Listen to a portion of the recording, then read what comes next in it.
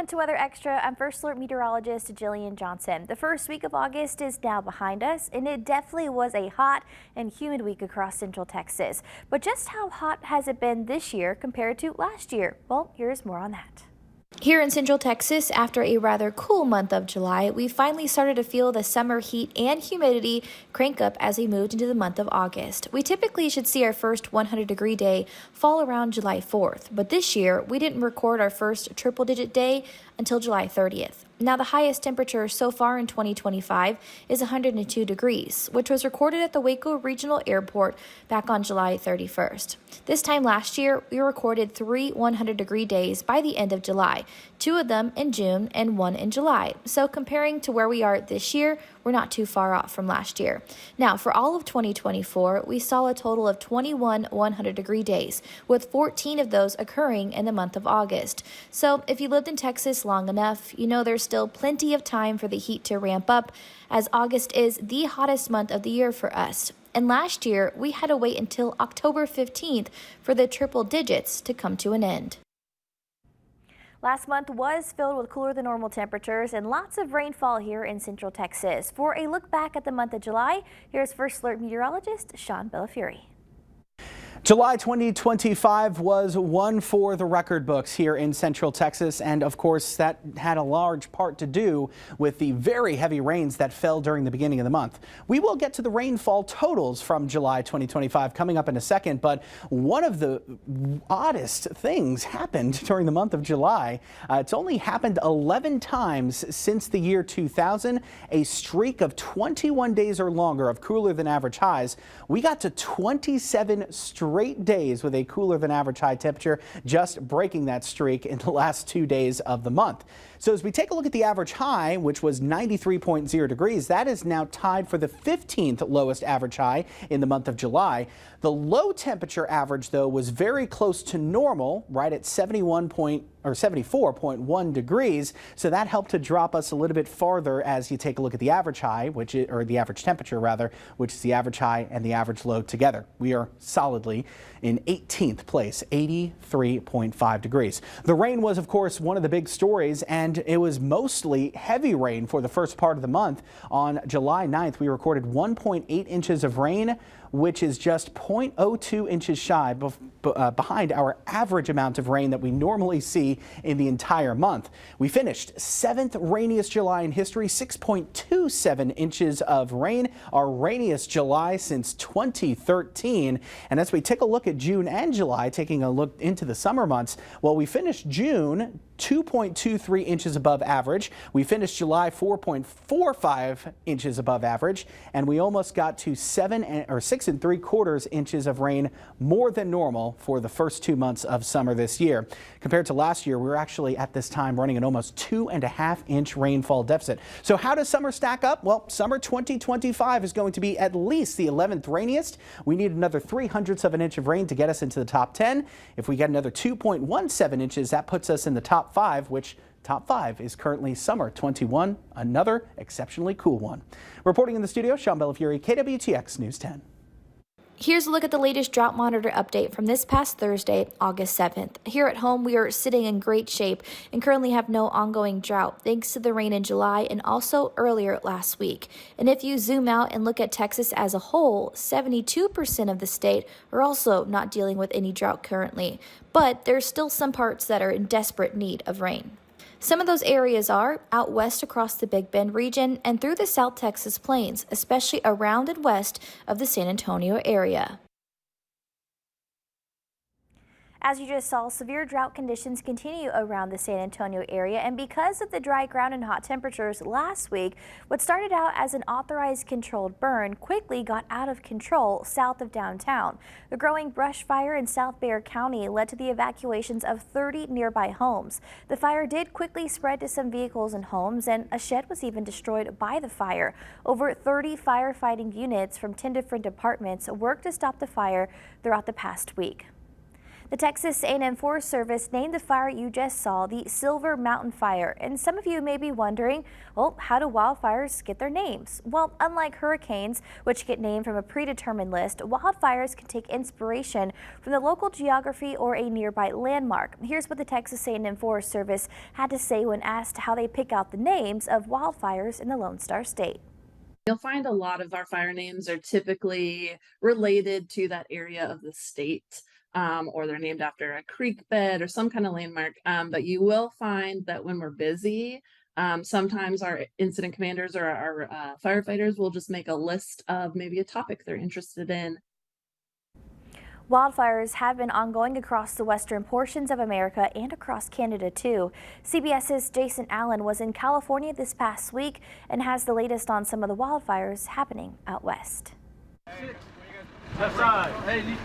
Armed with shovels, picks, and weed whackers, this California fire crew marches out to battle the Gifford fire with help from above as an air tanker drops fire retardant over the dry land in Los Padres National Forest.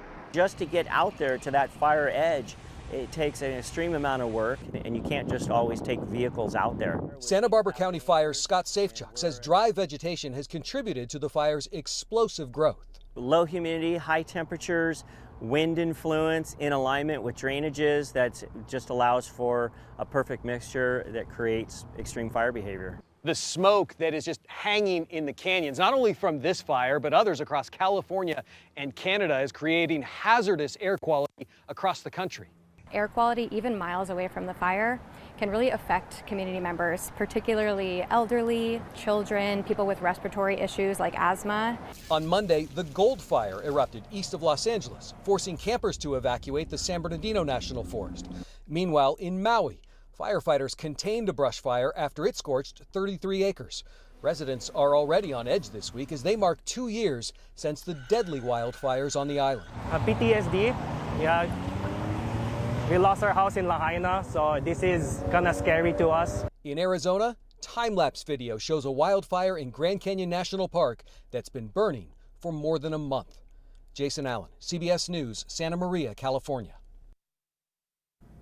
The nation was not only dealing with those raging wildfires last week, nearly 40 million Americans were also under heat alerts. It was especially hot in Phoenix, Arizona, where they broke their all-time hottest August temperature with a high of 118 degrees this past Thursday. Well, that part of the nation is not unfamiliar with that style of heat. It doesn't make it any less dangerous. Ben Tracy shows us what first responders are doing to try to save lives. What are we heading to right now? So right now we're going to a 50s female outside of a dollar store. Phoenix firefighter Colin Kennedy always knows one number. It's 105, 106 degrees. The pavement is hot. They find a woman having a stroke on a hot sidewalk. If her temperature hit 104 degrees, they would put her inside one of these blue bags and fill it with ice water. Firefighters demonstrated what is now their standard heat stroke protocol to quickly cool a person down on the way to the ER. We have a bag and we have ice, and we're saving lives with it. Captain Dave Kirk says cold water immersion began with the military. With climate change driving longer, hotter heat waves, Phoenix faces 39 more hot summer days compared to 1970. And Climate Central found that dangerous multi-day heat streaks are increasing nationwide.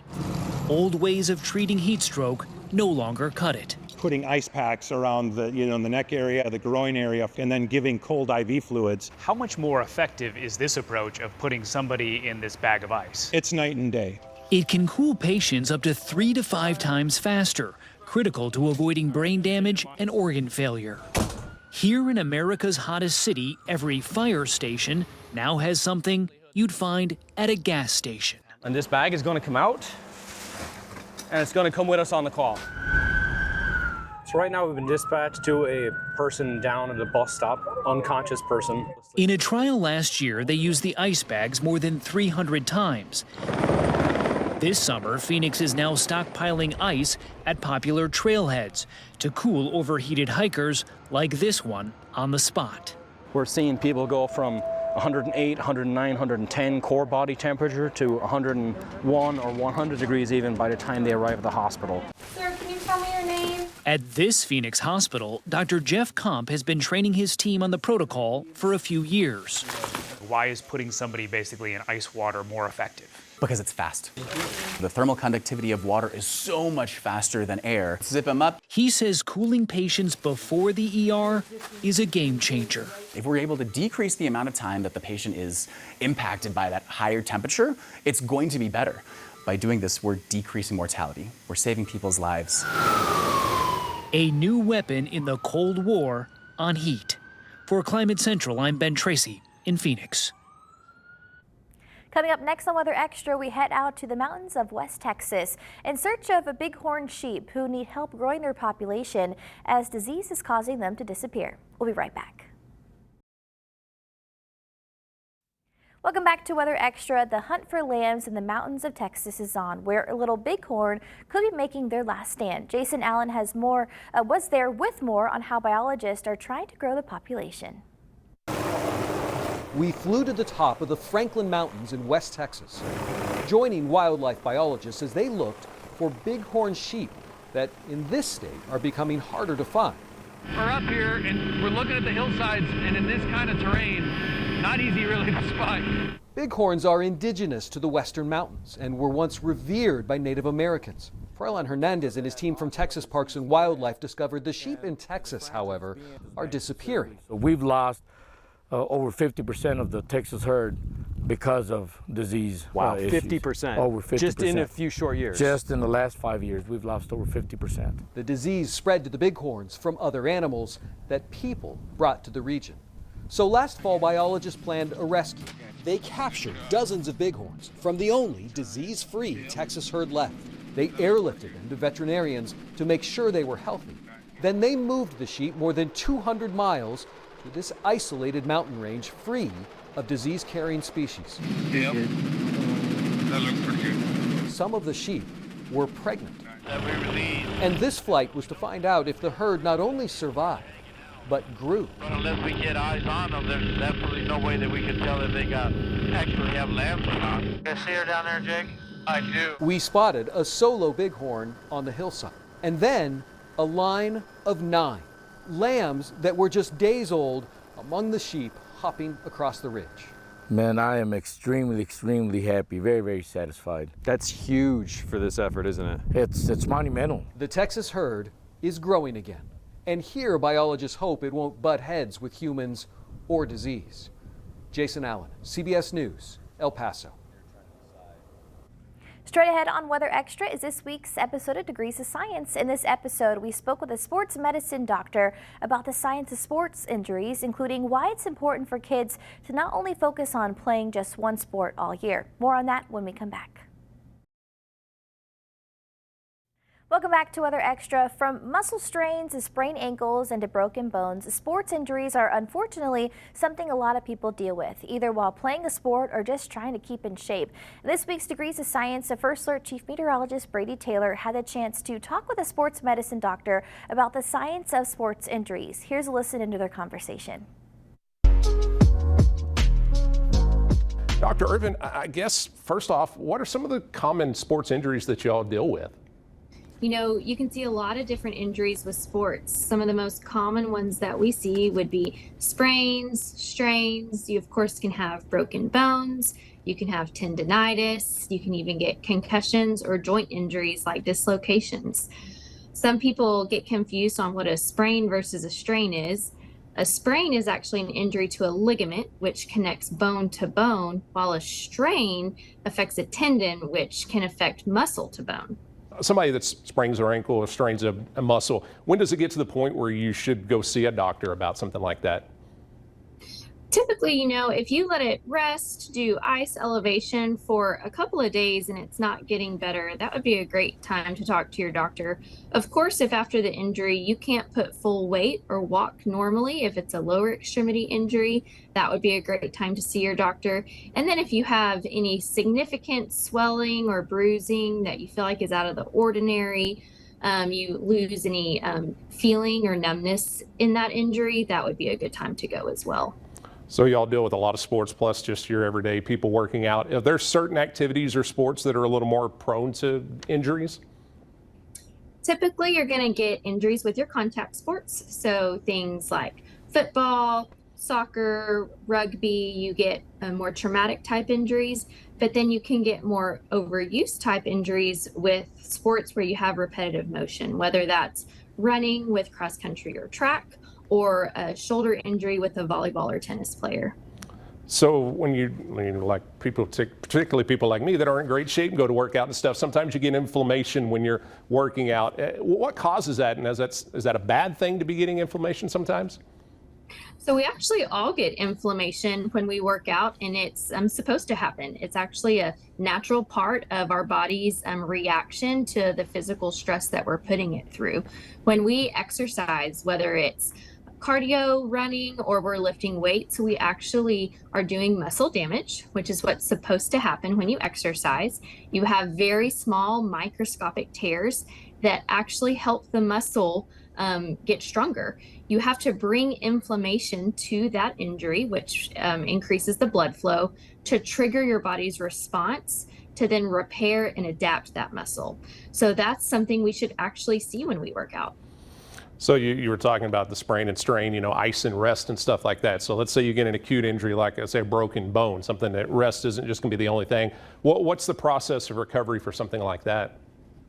So a broken bone or a fracture, because those two are actually the same thing, you're going to have several different stages and typically a much longer time frame than your typical sprain or strain. When you break a bone, you will have stages of inflammation, repair, and then remodeling. So you will still have that inflammation from that injury, that increased blood flow, and then you'll have something called a callus form around the fracture site, which starts out soft and then becomes a hard bony callus to help heal that fracture. That is typically going to take about 6 to 8 weeks with proper treatment for a normal type of fracture or broken bone. Your bone will then remodel over a long period of time to look its normal shape again. So for people that are athletic a lot, or kids that are working out and stuff, is there a certain point that sports kind of start wearing our bodies down from doing that a lot? It can depend on the sport that you're doing. Anything that's repetitive, you're doing the same motion over and over, overhead athletes, any type of throwing, volleyball, it all depends on your volume, your recovery, and your technique as well. If you have proper technique, you're doing the right amount of rest and recovery that your body needs, that will set you up not to have injuries in the future from your sport. So you mentioned about being busy with all that stuff. Do you see more kids nowadays because they're busy in so many different sports and going nearly year round? We love seeing kids be active and be busy, and we love seeing kids be active in multiple different sports. When you're doing different sports throughout the season, your body is being put through different motions, which helps the body grow, but also helps prevent that repetitive motion. We do tend to see a little bit more injuries when doing year-round sports without break with the same sport. That does not always happen, but that's why we do encourage kids while they're growing to play many different sports and take breaks from certain sports throughout the year. So for athletes or people just trying to exercise and stay in shape, are there any tips you could give to avoid injuries when they're doing this stuff? One of the biggest things is when you're starting a new workout program, which is a great thing to do, make sure you start out slow and smart. Know your limits. Make sure you're taking different days off of recovery. If you're doing hard impact on your lower body one day, then you probably want to do a different type of activity the next day. It's very important to maintain at least 7 to 9 hours of sleep at night. It helps your body recover. It helps decrease your stress. And then adding in the hydration and nutrition piece is key as well. Then having those proper mechanics when you're lifting or playing sports can prevent injury as well. To hear more about the science of sports injuries in this episode of Degrees of Science, scan the QR code on your screen to watch on YouTube or head over to our website, which is KWTX.com/Degrees of Science. We'll be right back. Welcome back to Weather Extra. In your moment of science this week, Dan Smith has all the details on living healthy on the sunny side of life by providing you with all the details on a vital vitamin.